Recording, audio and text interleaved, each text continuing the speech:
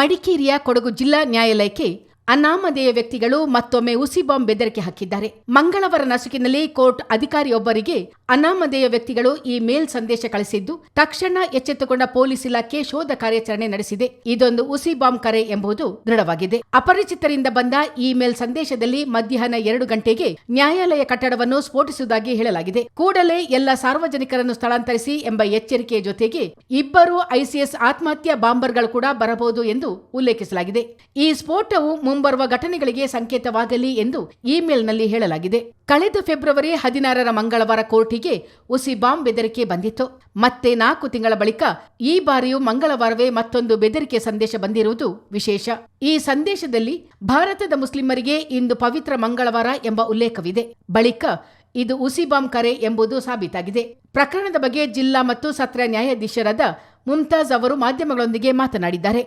ಬಂದಿತ್ತು, ಅವಾಗೂ ಅದೊಂದು ಹುಸಿ ಕರೆಯಾಗಿತ್ತು. ಈಗಲೂ ಅಂಥದ್ದೇ ಕರೆ ಬಂದಿದೆ. ಹುಸಿ ಕರೆ ಅಂತೇಳಿ ನಾವು ಅಂದುಕೊಳ್ಳೋಕ್ಕಾಗಲ್ಲ. ಎಲ್ಲ ಜೀವದ ಪ್ರಶ್ನೆ ಇದೆ. ಅದಕ್ಕೋಸ್ಕರ ನಾವೆಲ್ಲ ಏನೆಲ್ಲ ಕ್ರಮಗಳನ್ನು ಕಾನೂನು ಕೈಗೊಳ್ಳಬೇಕು ಅದನ್ನೆಲ್ಲ ತಗೊಂಡಿದ್ದೀವಿ. ನಾವೀಗ ಕಂಪ್ಲೇಂಟ್ ಕೊಟ್ಟು ಅದರ ಪ್ರಕಾರ FIR ಮಾಡ್ತೀವಿ. ನಮ್ಮ ಮೇಲಾಧಿಕಾರಿಗಳಿಗೂ ಹೈಕೋರ್ಟ್ಗಳಿಗೂ ನಾವು ಇನ್ಫಾರ್ಮ್ ಮಾಡಿದ್ದೀವಿ. ನಮಗೆ ಇಲ್ಲಿ ಎಲ್ಲ ಜೀವ ಮುಖ್ಯವಾಗಿತ್ತು. ಅದಕ್ಕೆ ಎಲ್ಲ ಬೇಕಾದಂಥ ಕಾನೂನು ಕ್ರಮಗಳನ್ನು ಪಾಲಿಸಿದ್ದೇವೆ. PDG ಅವರದ್ದು ಮೇಲಿಗೆ ಬಂದಿದೆ. ಆತಂಕ ಆಗಿಲ್ಲ, ಯಾಕಂದರೆ ಬೆಳಿಗ್ಗೆನೇ ಬಂದಿತ್ತು. ನಾವೆಲ್ಲ ಬೆಳಿಗ್ಗೆ ಎಲ್ಲ ಬಂದು ಇನ್ಸ್ಪೆಕ್ಷನ್ ಮಾಡಿದ್ದೀವಿ. ನಮ್ಮ CEO ನಾವೆಲ್ಲ ಬಂದು ನೋಡಿದ್ದೀವಿ. ಅಂಥದ್ದೇನು ಇರಲಿಲ್ಲ. ಆಮೇಲೆ ಎಲ್ಲ ಪೊಲೀಸ್ನವ್ರಿಗೂ ಬಾಂಬ್ ಸ್ಕ್ವಾಡ್ಗಳಿಗೆಲ್ಲ ಇನ್ಫಾರ್ಮ್ ಮಾಡಿ ಬಂದು ಎಲ್ಲ ನೋಡಿದ್ದೀವಿ. 9 ಗಂಟೆಯಿಂದ ಶುರುವಾಗಿದೆ, ಈಗ ಮುಗಿಯಿತಷ್ಟೇ. ಈಗ ನೋಡುವಾಗ ಇದು ಬಾಂಬ್ ಕರೆ ಒಂದು ಹುಸಿ ಕರೆ ಅಂತ ಕಂಡು ಬಂದಿದೆ.